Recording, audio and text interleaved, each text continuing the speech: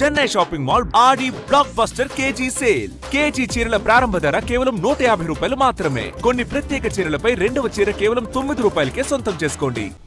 ప్రభుత్వ పాఠశాలల బలోపేతానికి సర్కార్ అనేక కార్యక్రమాలు రూపొందిస్తోంది. ఈ క్రమంలోనే ఓ సర్పంచ్ చొరవతో బడిలో విద్యార్థుల సంఖ్య పెరిగింది. తల్లిదండ్రుల వద్ద ఆర్థిక స్తోమత లేకపోయినా ఒకరిని చూసి మరొకరు ప్రైవేట్ బడుల్లో చేర్చి డబ్బు వృధా చేస్తున్నారని ఈ నిర్ణయం తీసుకున్నట్లు సర్పంచ్ వివరిస్తున్నారు. ప్రభుత్వ పాఠశాలల్లో తమ పిల్లలను చేర్పించిన వారికి ఇంటి పన్ను మినహాయింపు, విద్యార్థికి ఉపకార వేతనం లాంటి వినూత్న చర్యలతో మహబూబ్ నగర్ జిల్లా రుద్రారం సర్పంచ్ ఒక కొత్త వరవడికి శ్రీకారం చుట్టారు. రుద్రారం మండల పరిషత్ పాఠశాలలో 98 మంది విద్యార్థులున్నారు. ప్రభుత్వ పాఠశాలల బలోపేతమే లక్ష్యంగా పెట్టుకున్న ఆ సర్పంచ్ వినూత్న చర్యలతో ఆ సంఖ్య 138కి పెరిగింది.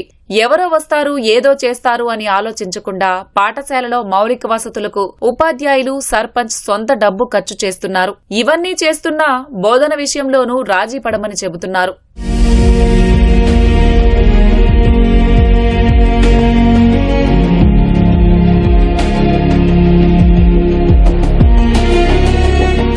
విద్యార్థుల నమోదును పెంచడంతో పాటు మౌలిక వసతులు, బోధన ప్రమాణాలపై తల్లిదండ్రుల్లో అవగాహన కల్పించి ఎక్కువ మంది విద్యార్థులను ప్రభుత్వ బడుల్లో చేర్పించేలా చర్యలు చేపట్టామని సర్పంచ్ రవీందర్ పేర్కొన్నారు.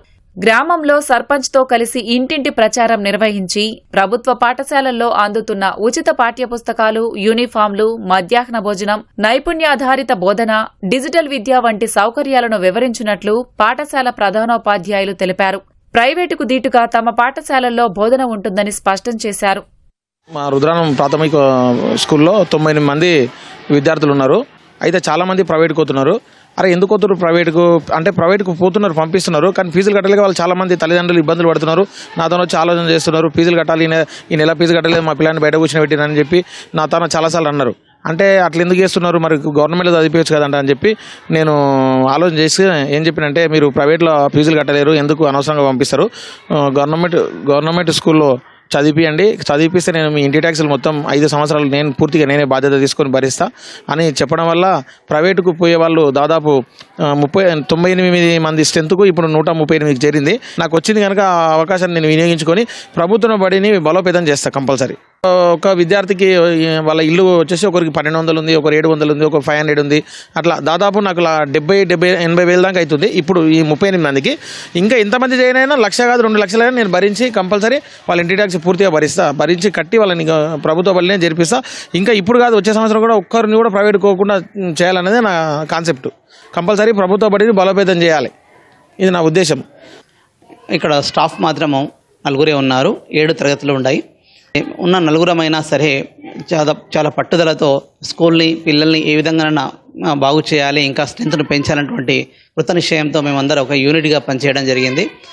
మేము కొంత డబ్బులు ఖర్చు పెట్టుకొని స్కూల్ యొక్క గేట్ కానివ్వండి, తర్వాత బాత్రూమ్స్ అవన్నీ కూడా వర్క్స్, తర్వాత వాటర్ పైప్ లైన్ చేసి పిల్లల్ని ఎట్టి పరిస్థితుల్లో ఉదయం 9 నుంచి సాయంత్రం 4:15 వరకు 4-15 నిమిషాల వరకు ఎట్టి పరిస్థితుల్లో ఒక్క పిల్లగాడు కూడా బయట కనిపించకుండా కంప్లీట్గా క్లాస్ రూమ్లోనే ఉండేటట్టు మేము ప్రయత్నం చేయడం జరిగింది. ఇలాంటి తక్కువ సంపాదనలో వచ్చేటువంటి రాబడిని మొత్తాన్ని ఆ చిన్న పిల్లల చిన్న చదువుల కోసం అంతగానో మీరు ప్రతి పిల్లగానికి 40,000, 50,000 first class, second class, nursery, ఎల్కేజీకి ఖర్చు పెట్టడం ఇంత అవసరం లేదు.